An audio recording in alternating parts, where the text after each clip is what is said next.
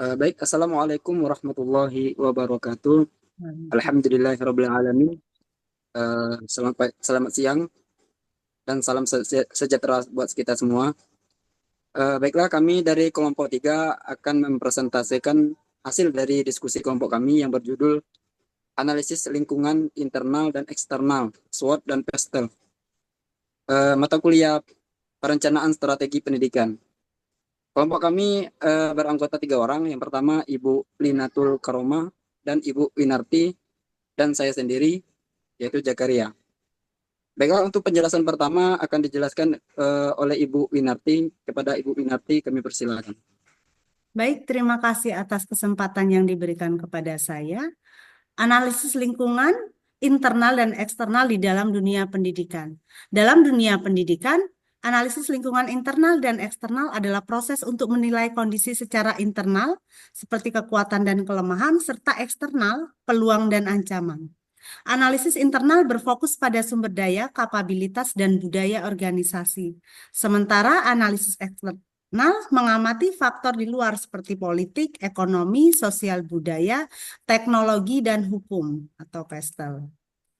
Untuk analisis SWOT dalam perencanaan pendidikan terdapat analisis lingkungan internal atau SWOT yang terdiri dari strength atau kekuatan.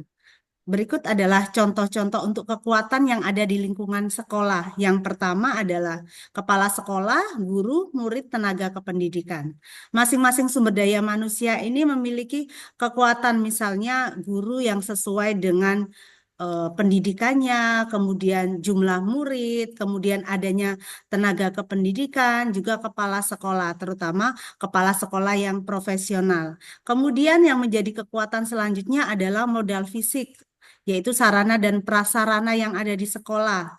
Untuk sarana dan prasarana yang lengkap, ini akan sangat menjadi kekuatan bagi sekolah tersebut. Kemudian yang ketiga adalah lingkungan atau alam yang mendukung untuk kegiatan sekolah. Misalnya lingkungan alam itu seperti lapangan di sekolah.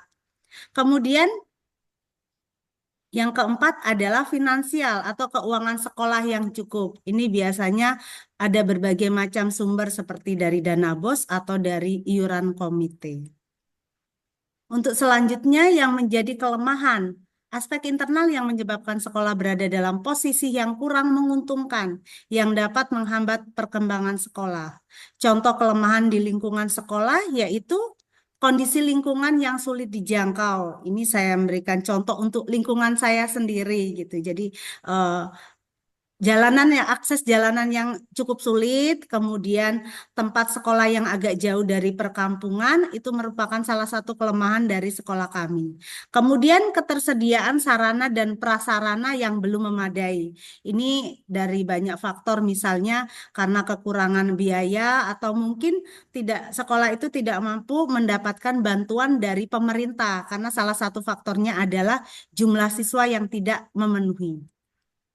Kemudian untuk peluang, faktor eksternal yang dapat dimanfaatkan oleh sekolah untuk mengembangkan sekolah.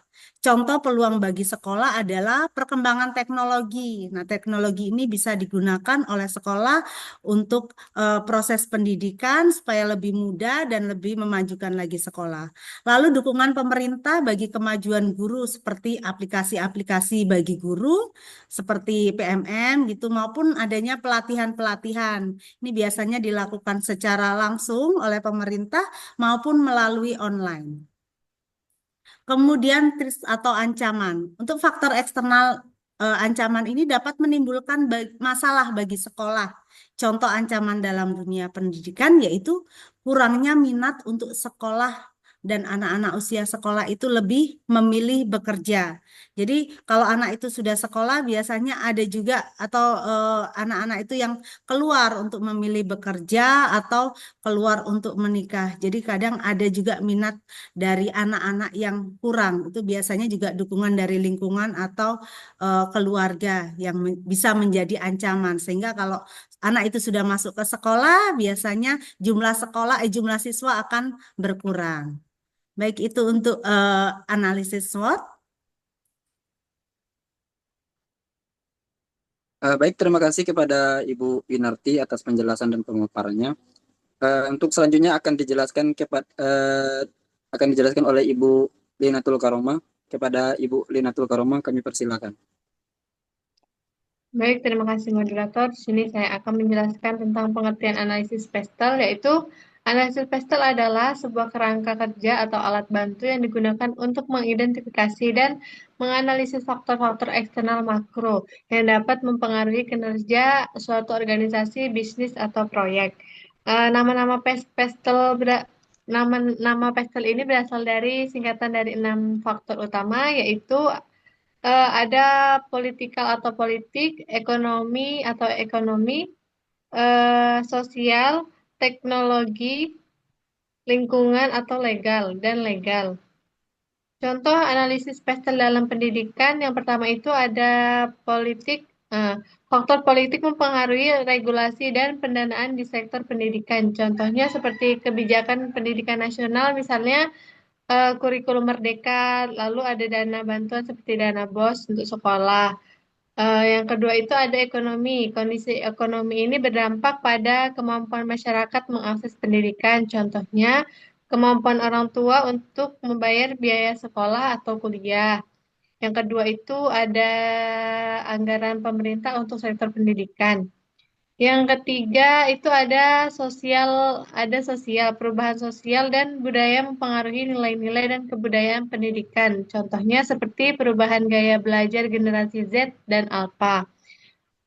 Lalu ada isu gender dan akses pendidikan untuk semua kalangan. Baik, itu saja. Mungkin saya kembalikan kepada moderator. Baiklah, saya akan menjelaskan tentang contoh analisis pastel dalam pendidikan, yaitu yang keempat, teknologi. Teknologi itu mengubah cara pembelajaran dan dari manajemen pendidikan, contohnya e-learning dan pelapon pembelajaran digital seperti model Google Classroom ataupun penggunaan AI dalam personalisasi pembelajaran, smart classroom dan teknologi interaktif. Kemudian yang kelima yaitu lingkungan atau environmental, aspek lingkungan yang menuntut lembaga pendidikan untuk lebih ramah lingkungan. Contohnya yaitu kurikulum berbasis pendidikan lingkungan hidup ataupun kampanye sekolah hijau dan pengurangan plastik. Kesiapan menghadapi bencana ataupun gempa banjir yang mempengaruhi kegiatan belajar, pembangunan gedung sekolah dan ramah lingkungan. Kemudian yang keenam yaitu legal ataupun hukum. Lembaga pendidikan harus mematuhi legalisi hukum yang berlaku. Contohnya Undang-Undang Sistem Pendidikan Nasional ataupun Undang-Undang Sediknas. Contoh selanjutnya yaitu aturan tentang perlindungan anak dan anti kekerasan di sekolah. Kemudian contoh selanjutnya yaitu hukum perlindungan data siswa terutama dalam pembelajaran daring. Dan contoh yang terakhir yaitu standar nasional pendidikan dan akreditasi.